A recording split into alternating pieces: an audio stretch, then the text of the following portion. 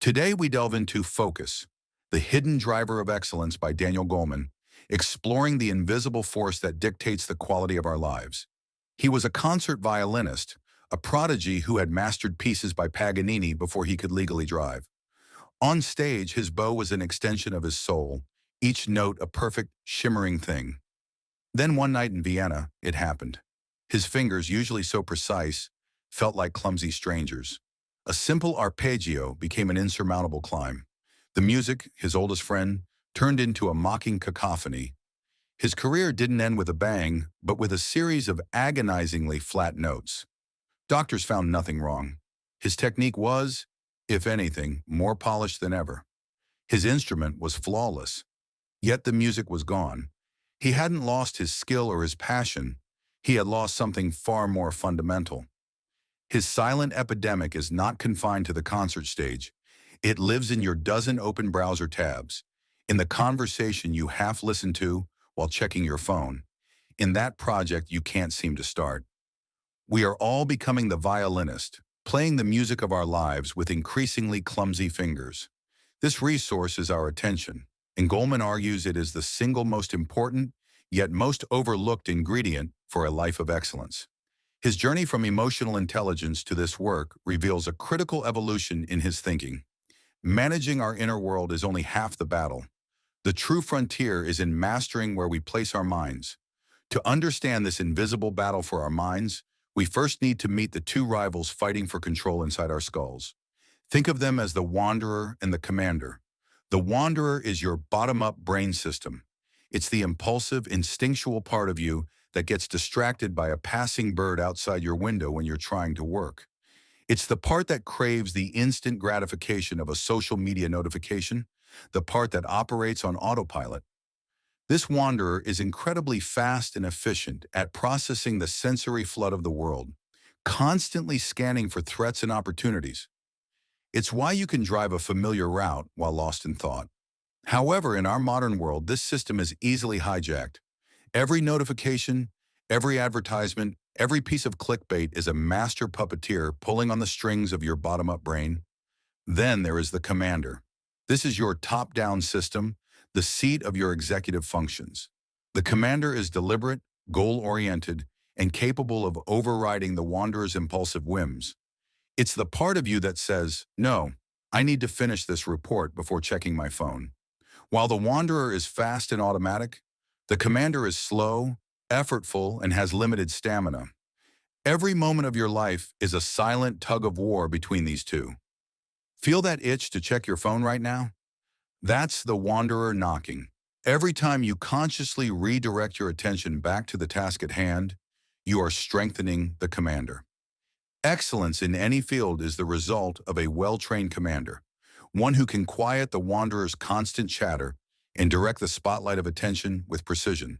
The tragedy of modern life is that our environment is a boot camp for the wanderer and a minefield for the commander. The commander's first and most critical domain of control is the world within you. This is the first pillar of power Goleman calls inner focus. Consider the story of a successful CEO who, on paper, had everything. His company was thriving, his family was healthy, his wealth was secure. Yet he was plagued by a persistent, gnawing emptiness. For years he ignored it, chalking it up to stress. He pushed harder, but the feeling only intensified. One day, stuck in traffic, he felt a wave of anxiety so profound it was almost paralyzing. Instead of distracting himself as usual, he simply sat with it. He paid attention to the tightness in his chest, the shallowness of his breath. In that moment of pure inner focus, he realized the truth. He was living someone else's definition of success. The relentless pursuit of growth had completely disconnected him from his own values. Within a year, he had stepped down, started a much smaller company aligned with his passion for sustainable agriculture, and for the first time in his adult life, felt a sense of profound rightness. This wasn't a decision he reached through a spreadsheet. It was a conclusion drawn from a deep internal listening. Herein lies the essence of inner focus. It's the capacity to be aware of our own thoughts, feelings, and bodily sensations without being swept away by them. It is our internal rudder, allowing us to navigate life based on a stable, internal compass rather than being tossed about by external winds. Goleman argues this self-awareness is the foundational skill for emotional intelligence, because you simply cannot manage an emotion you don't first recognize. In a world that constantly pulls our attention outward, the radical act of looking inward is the first step toward reclaiming control. This inner listening goes deeper than just acknowledging our emotions. It extends to a primal, biological intelligence we often dismiss. Goleman rebrands this gut feeling not as mystical guesswork, but as a form of high-fidelity data processing. It's a superpower of perception we've been trained to ignore. Take the case of a veteran fire commander who arrives at a seemingly routine house fire. His team goes in, everything seems under control, but the commander feels a sudden, inexplicable sense of dread. There's no smoke, no sound to justify it, but something is screamingly wrong. He orders his men out immediately. Seconds after they evacuate, the floor collapses. The fire, it turned out, had been silently raging in the basement. His conscious mind had no data to support his decision. It was pure intuition. But what is that, really? Goleman explains this through the concept of interoception, our brain's ability to sense and interpret the internal state of our body. That commander's brain was subconsciously processing thousands of microcues, faint vibrations, a peculiar stillness in the air, and synthesizing them into a single powerful alarm signal delivered as a visceral feeling of dread. Our bodies are constantly sending these signals. The flutter in your stomach before a big presentation is your body priming you for a high-stakes performance. The feeling of ease you have with one person and the subtle tension with another is your nervous system processing complex social cues. Inner focus is the skill of reopening that channel. It's about paying attention to the quiet wisdom of our own physiology, gaining access to a richer stream of data to make smarter, more holistic decisions. Your body's talking. The question is, are you listening? Once we learn to listen to ourselves, we unlock the ability to truly listen to others. This brings us to the second pillar of excellence, other focus, the foundation of empathy and human connection. Picture a tense corporate merger negotiation. On one side, a team armed with data, logic, and aggressive tactics. On the other, a single negotiator who seems to be doing very little. She listens more than she talks. She watches, not just the person speaking, but everyone else at the table. She notices the slight tightening of a jaw when she mentions a certain clause, the almost imperceptible glance between two members of the opposing team. She isn't just hearing their arguments, she is reading the emotional subtext of the room. She understands their unspoken fears and hidden pride. By addressing these underlying emotions, she builds trust and ultimately crafts an agreement that everyone can champion. This is the power of other focus. Goleman breaks this down into three distinct forms of empathy. First, cognitive empathy, the ability to understand another person's perspective. Second is emotional empathy, the ability to feel what another person is feeling. Finally, and most critically, is empathic concern. Not just understanding or feeling, but being moved to help. True connection requires all three. In our increasingly isolated, screen-mediated world, this capacity for deep, empathetic connection is becoming rarer and therefore more valuable than ever. But understanding empathy intellectually is one thing. To truly wield it requires tuning into a channel that broadcasts no words at all, the silent symphony of human connection. Think of a teacher who can walk into a chaotic classroom and, without raising her voice, bring a sense of calm. Or a leader who, despite being an introvert, inspires fierce loyalty. Their secret lies in a highly developed attunement to the silent symphony. They notice the subtle droop in a student's shoulders or the flicker of confusion in a team member's eyes. They are not just managing tasks, they are responding to the real-time emotional landscape of the group. Goleman takes us into the brain to understand this. Our brains are equipped with mirror neurons, which fire not only when we perform an action, but also when we see someone else perform that same action. When you see someone smile, the neurons in your brain associated with smiling fire, creating a faint echo of that feeling in you. This neural resonance is the biological basis of rapport. It's an unconscious, bottom-up process easily disrupted.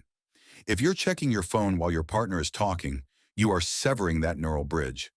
They will feel this disconnect, even if they can't articulate why. True presence, the act of giving someone your undivided attention, is the amplifier for this silent symphony. It communicates respect more powerfully than any words can. It's the invisible thread that weaves together strong teams and deep friendships. In a distracted world, a focused presence is the rarest form of connection. Having mastered the inner and interpersonal worlds, the final pillar of focus turns our attention outward, to the vast, complex systems that shape our lives. This is outer focus, the ability to see the big picture. Consider the story of the rise of Airbnb. Hotels saw their competition as other hotels. They focused on metrics like occupancy rates. They were looking at their own pond. Brian Chesky and Joe Gebbia looked at the entire ecosystem. They saw a world of empty spare rooms, a growing desire for authentic travel, and the rise of a digital trust infrastructure. They didn't just see a single business opportunity, they saw a confluence of social, economic, and technological trends. This ability to perceive the hidden patterns and interconnecting forces at play is the essence of outer focus. This skill is the dividing line between the visionary and the mere manager. A factory manager with strong inner focus might optimize a production line for peak efficiency. A leader with outer focus will ask whether that production line will even be relevant in 10 years, given shifts in global supply chains and automation. This systems thinking allows us to anticipate future trends and understand the unintended consequences of our actions. It's the focus required to tackle our most daunting collective challenges, from climate change to economic instability. These are complex systems problems that demand a broader awareness. This third form of focus elevates leadership to stewardship, moving beyond immediate concerns to securing a sustainable future. The failure to cultivate this outer focus leads to a dangerous condition. Goleman terms system blindness. It's the cognitive trap of seeing the pieces but missing the whole. Think of the story of Kodak. For decades, they were the undisputed kings of photography. They had brilliant engineers who perfected the chemistry of film. They were intensely focused on their internal processes and their immediate competitors. In 1975, a Kodak engineer named Stephen Sasson actually invented the first digital camera. But the leadership was so blinded by their success in the film business that they couldn't see the systemic shift this invention would trigger. They saw it as a threat, not as the future. Their focus was too narrow. They were perfecting the candle just as the light bulb was being invented. This isn't ancient history. The executives at Blockbuster saw Netflix not as a systemic shift in distribution, but as a niche mail-order service. They were focused on the late fees in their stores, blind to the ecosystem of high-speed internet and on-demand culture that was about to make their entire model obsolete. System blindness also operates on a societal scale. We address problems with short-term fixes, blind to the complex feedback loops that create long-term crises. Our brains are not naturally equipped for this kind of thinking. We evolved to respond to immediate, visible threats. Outer focus, therefore, is not a natural state. It is a difficult, counterintuitive skill that requires us to deliberately zoom out and train ourselves to see the invisible forces shaping our destiny. Navigating these complex inner and outer worlds requires immense mental energy, which brings us to the crucial resource of self-control. We often think of willpower as a matter of character. You either have it or you don't. Goleman challenges this, presenting self-control as something more akin to a muscle. It is a finite resource that gets exhausted with use. Consider a day in the life of a highly disciplined professional. She wakes up early and forces herself to go for a run. That takes willpower. At the office, she resists browsing the internet and instead focuses on a difficult report. That depletes the muscle further. She politely endures a frustrating meeting without losing her temper, draining the tank even more. At lunch, she chooses a salad over a cheeseburger. By the time she gets home, after a long day of inhibiting impulses, she finds herself slumped on the couch, mindlessly eating a pint of ice cream. Her willpower for the day is completely spent. This phenomenon is what psychologists call ego depletion. Every act of self-regulation draws from the same limited pool of mental energy. This single insight is profound. It reframes our entire struggle with focus and discipline. The reason for your procrastination at the end of a long day isn't weakness or laziness. It's that your commander brain, the top-down system, is literally running low on fuel. This understanding shifts the strategy from just try harder to work smarter. It means recognizing the limits of our self-control and designing our days and environments to conserve that precious resource for when it matters most, rather than squandering it on trivial battles. This intelligent management of mental energy is the hallmark of a focused leader. The true power of leadership lies not in command and control, but in the ability to properly direct attention, both one's own and that of the organization. Let's compare two leaders. The first, Mark, is a whirlwind of activity. He prides himself on answering every email within minutes and jumps from meeting to meeting, tackling a dozen different priorities every day. His team feels the effect.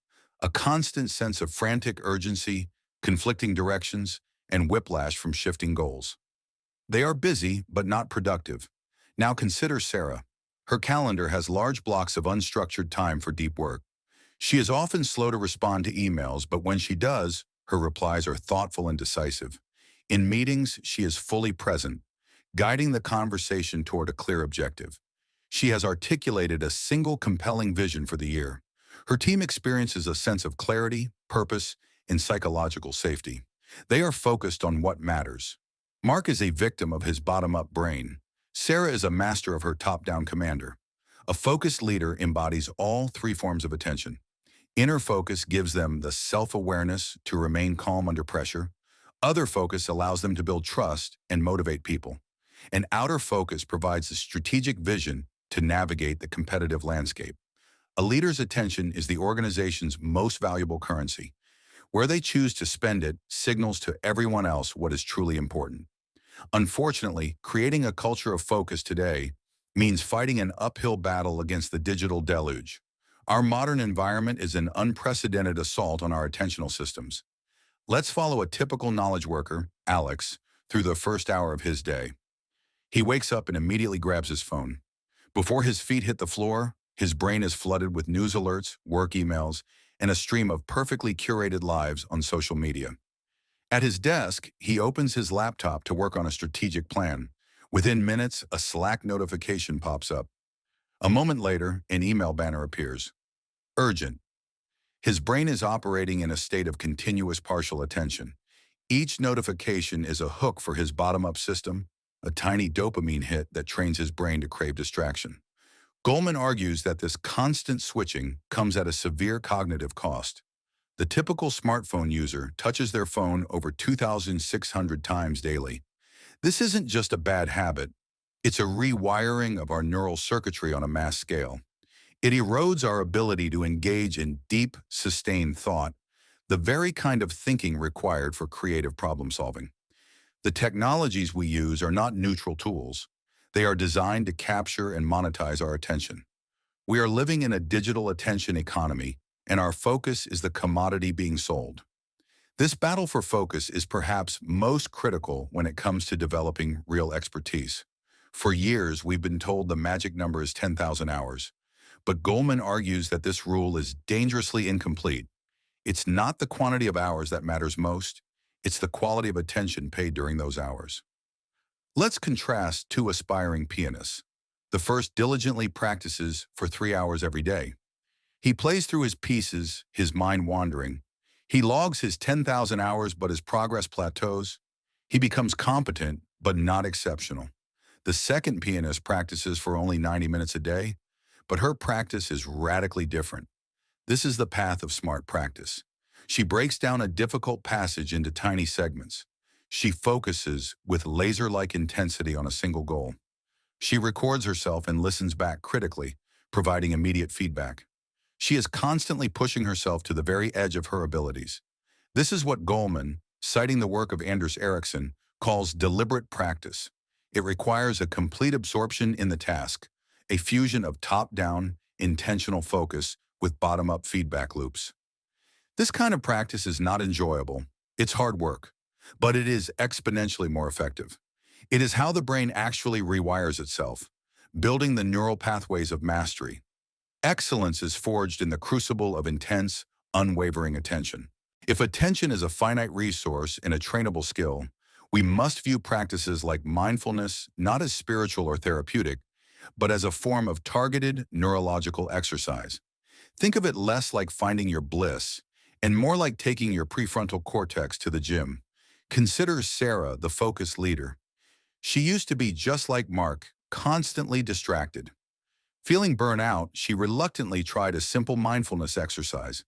For 10 minutes each morning, she would sit and pay attention to the sensation of her breath. Her initial attempts were a disaster. Her mind was a chaotic storm of thoughts. The instruction was not to suppress these thoughts, but to simply notice when her attention had wandered and gently, without judgment, guide it back to her breath. Each time she did this, noticing the distraction and returning her focus, it was like performing a single rep in a mental workout.